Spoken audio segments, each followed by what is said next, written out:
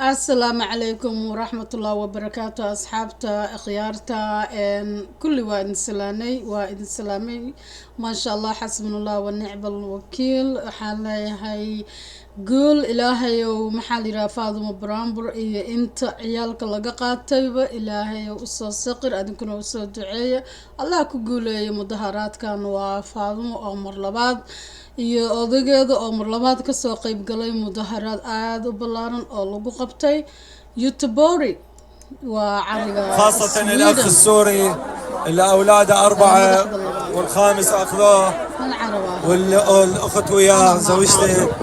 فصوتكم وصل للعالم كله هسه، صوتكم وصل للعالم، قناة العربية نقلتها. نعم، فرجاء احنا نريد كل المؤسسات، كل الجوامع، كل الحسينيات، كل المراكز الإسلامية خاصة في السويد يوقفون وقفة تضامنية، والمجتمعات السويدية أحسنت يوقفون وقفة تضامنية مع إخواننا وخواتنا وبالذات إخواننا الصوماليين. فأنا راح أحكيكم حادثة عن نفسي.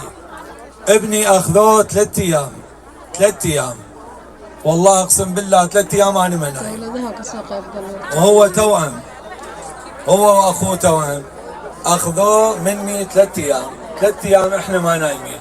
فالله يساعد الأخ والأخت 4 سنين، وهنا كل الإخوان الحاضرين. فيا أخوان صوتكم لا يتوقف، ورجاء بدون شوشرة وبدون أذية وهدوء. أريد مظاهراتنا سلمية، وش قد ما تكون سلمية إن أحسن وصوتنا يوصل. فاجت هسه بالإعلام بين السوسيال الطور صلاحيات من البرلمان أزيد، وراح يتخذ إجراءات أزيد. هذا كله تخويف في سبيل يوقفون هاي المظاهرات السلمية. فأنتوا لا تتوقفون وابقوا استمروا، ويا ريت كل سبت أو أحد في مدينة واحنا نكون بخدمتكم اذا الله طالنا عمر وصحة. فرجاء الهدوء والسلمية وبدون شوشرة والكلام يا ريت تخلوا دائما ويا المنظمين اللي ينظمون التظاهرة، تساعدوهم. يعني هم جايين أجل شيء هسه كلهم محافظات ويانا من ستوكهولم، فالأخوة يجاهدون ويخسرون ويبذلون. وأنا إذا أريد أقترح مقترح من رخصة الإخوان اللجنة المنظمين، يا ريت يصير صندوق للتبرعات لهذا التجمع أو للجنة. ليش؟ لأنهم يقومون يا ريت منا ل1/7 لحين ما يوقف هذا القرار الظالم مال الحاضن 1/7. فأشكركم لحسن إصغائكم، واحنا نعتذر منكم. راح ابقى وياكم 5 دقائق واتوجه ارجع الى ستوكهولم، ونشكركم على حسن الضيافه واخلاقكم الكريمه في تبوري. والسلام عليكم ورحمه الله وبركاته. حاج عمار العقابي.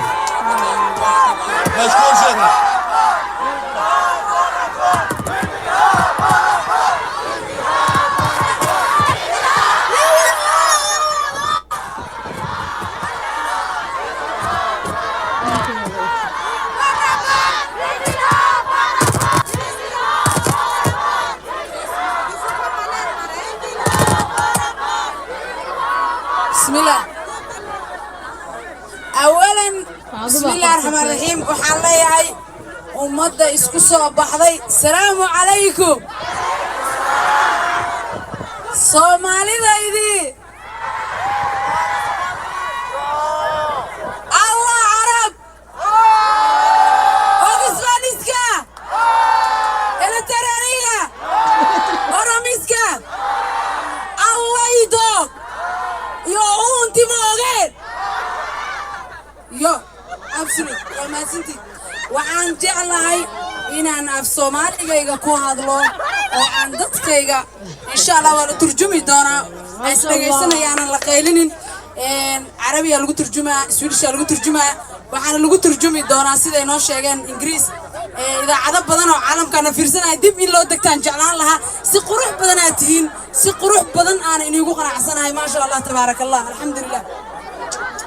أولاً إلهي بقى ما حدا يسكله أو يسوكين كيني توقدي هرال إيري فأضمو يكلي جاية تاجني وأوجا هنا سويدن ودنك وضعي ماتين وأنا أوجا هنا تريمي يصور عدين وأنا أوجا هنا جهدي وبحسان وأنا أوجا هقبوج هنا إيتاجنتين مال عيسيسان وحقيقة قيمة بدل مسخوش على جيناه نفتينا عيسيسان ساعدو قرشكينا اسكو كنتين waxaad ii noqoteen dadka garabkayga ah waxaana u baahanahay in aan isku duubnaano Soomaaliyay ilmihii waa la qaadanayaa si sharci darra lagu qaadanaa sideedayga maqan waxa ii farxad gelinayo insha Allah ilaahay ii keena imaatinka ii imaateen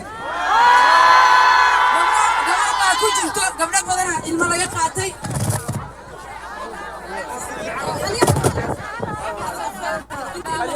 السلام عليكم والسلام عليكم ما يبقى اللون لكن كلا ويلا صعود ملانه أفر على طريقة رحماني وبضلنا هني إلى أولاد الله مقصود وما سنتين السلام عليكم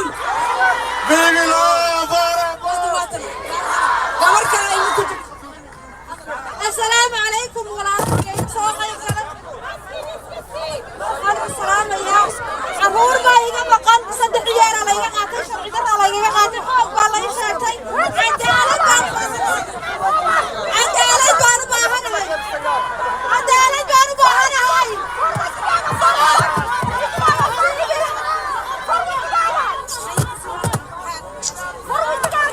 Hej! Jag heter Fatima. Jag har bott i familjehem i 6 år. 6 år. Från början jag blev fråntagen. Det var jätteorättvist. Jag blev påtvingad att jag ska ta hand om mina småsyskon. Sedan nu säger de att du tar för mycket hand om dina småsyskon. Du får inte bo med dina småsyskon. För att du tar hand om för mycket om dina småsyskon. Fast från början sa de att du ska ta hand om dina småsyskon. Du ska säga till dem att de ska borsta tänderna. Du ska säga till att de ska göra si och så.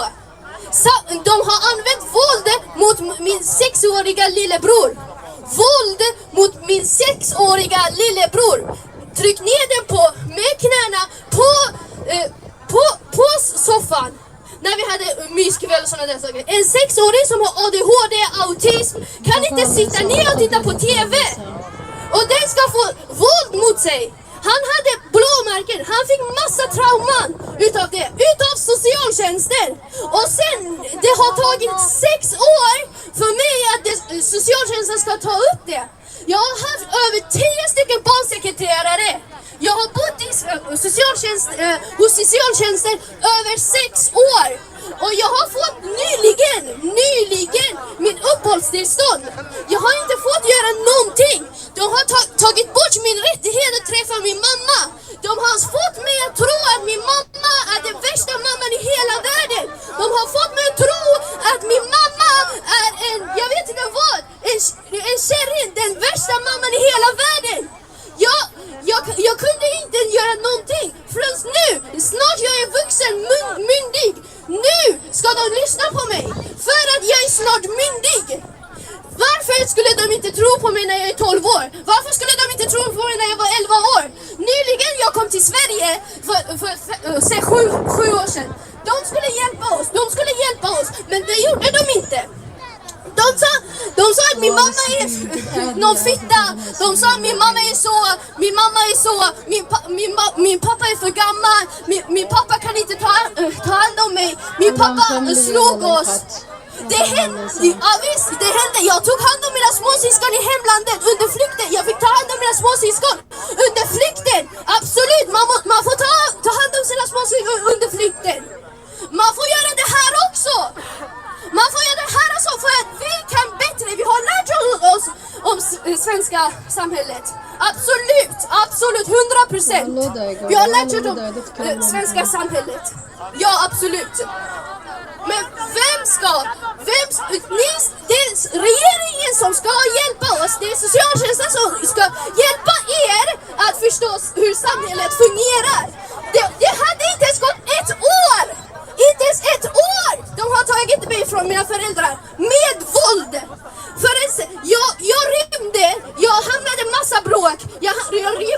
gång till. Då skulle de ta mig från den värsta socialtjänsten jag har varit med på. Familjehemmet. Tack så mycket.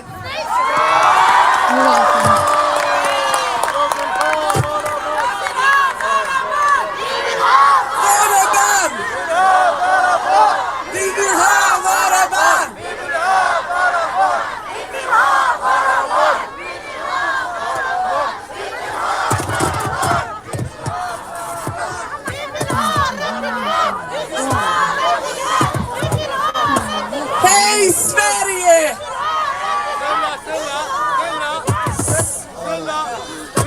Hej Sverige! Det är vårt land. Vi har samlat idag här. Och det vi ska lyssna på oss, som ska ta hand om oss. Alla folk som bor i Sverige, de ska bli med oss. Med föräldrarna. De ska vakna. Och de ska lyssna vad föräldrarna har att säga. Vi vill ha våras barn. Vi hälsar härifrån politikerna, alla.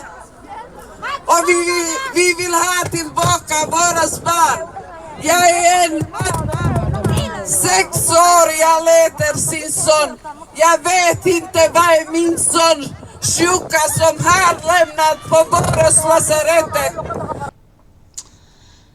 dadkani waa dadka caruurta laga qaatay maanta dhan qof inuu hadlo waaye maxaa la yiraahdaa oo macnaha Faadimo waxa weeyaan waa lagu bilaabay iyadana chanceska waxay siisay gabdho kale ay siisay marka wuu sii soconayaa ilaa carabta ilaa Eritreankii ilaa whatever dee kasoo qayb galay dad badan qoomiyado badan ayaa kasoo qayb galay Pakistan ku jirto marka waxa weeyaan alad ciyaal ninka laga qaatay caruurta Iran Iraaqiya dad badan ayaa ku jiraan oo caruuraha laga qaatay Soomaali kaliya maahan qoomiyado kasta ay leeyihiin marka ilaahay casaawo jillo weeyaan ha uga soo qaado caruurtayda Soomaalida ilaahay nooga soo qaado caruurta Faadimo ilaahay uga soo qaado qof walba ilaahay ciyaalkiisa ha uga soo qaado waa la dhibayaa dhibka meel kasta oo joognana ilaahay naga wada qaado hiya in America saasoo kale ciyaaladii la isaga qaadanaya la isaga daldalanaya qaarna waxa weeyaan maaqan maskaxdii baa si noqotay